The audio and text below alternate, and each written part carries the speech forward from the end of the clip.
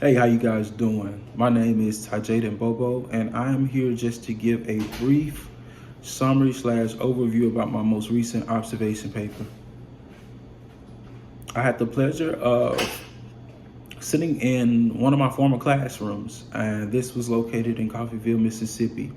Um, it was very memorable to have a chance to walk the hallways like I once did essentially back in first through sixth grade. And I mean, this was a big deal for me. I mean, honestly, when you typically leave school and head to college, a lot of people tend to forget faces because we obviously grow and we obviously change. But from a student standpoint, and from a teacher standpoint, they love to see former students go off and succeed in the real world. So that was a big deal.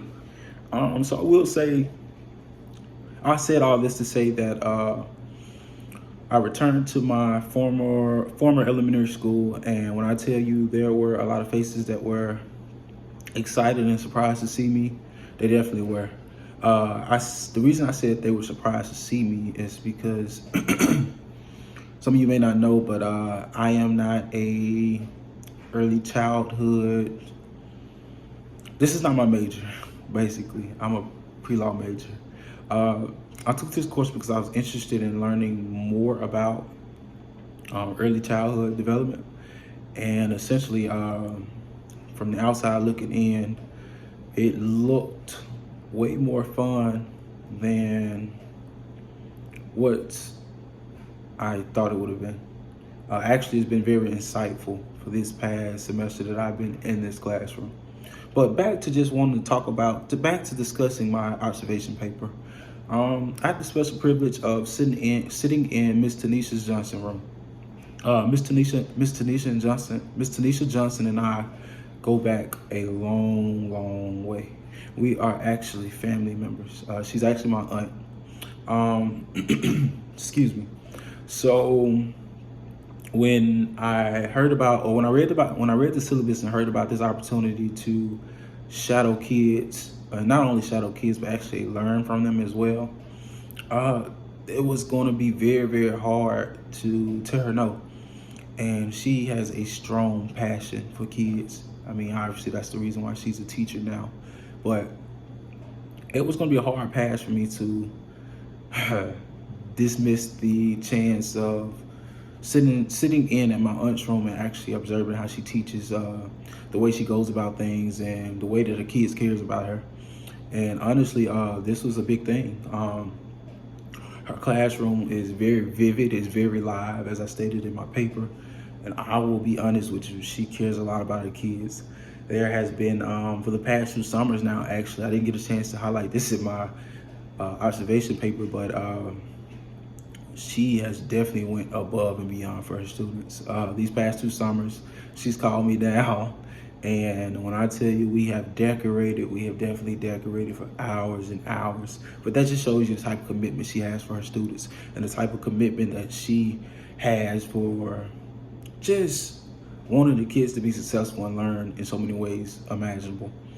Her testing scores are Her student testing scores are out of the water.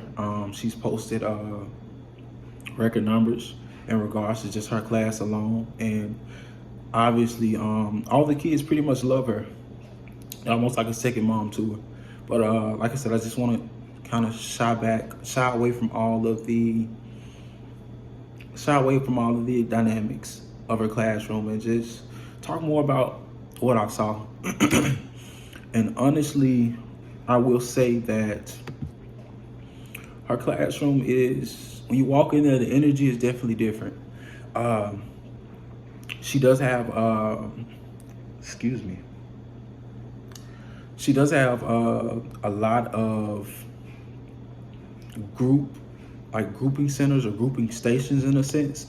Her goal is not to necessarily have the child sit in one place the entire time during their classroom.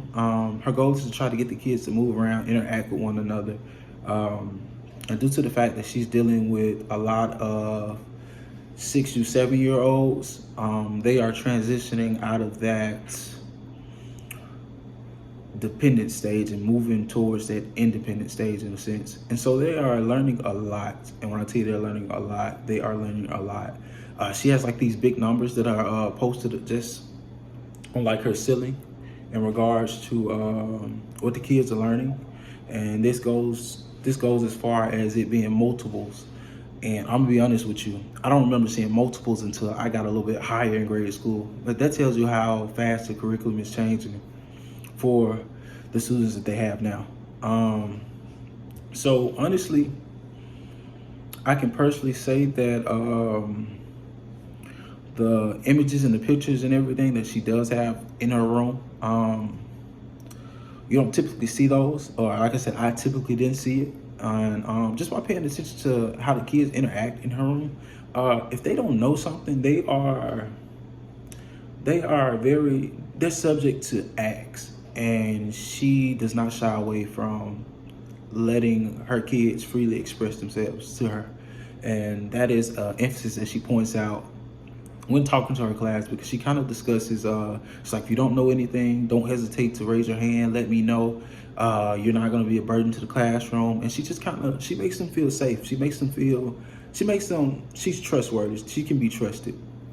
And so the kids respect her on more personal level. This goes way past just respecting her as a teacher. They respect and love her as a teacher because they see that she cares.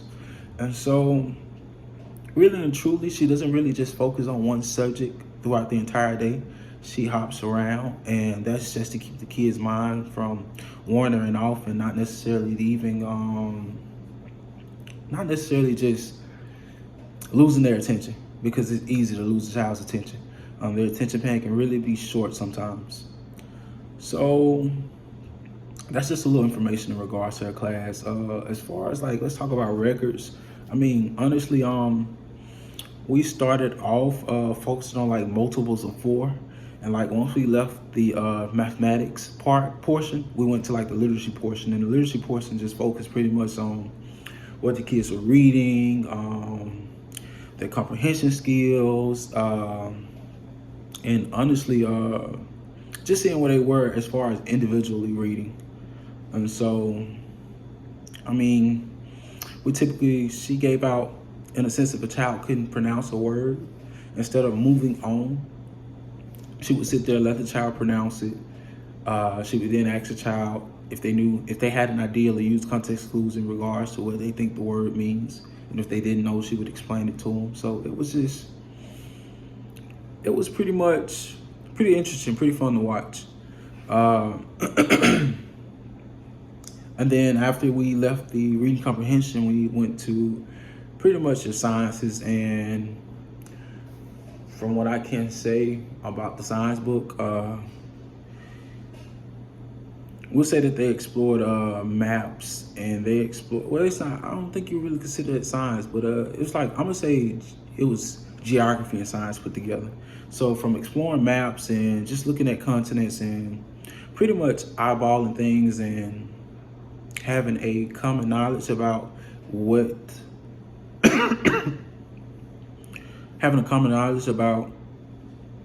something is, that you should know what it is. Like, for example, the location of North America, South America, and your other continents.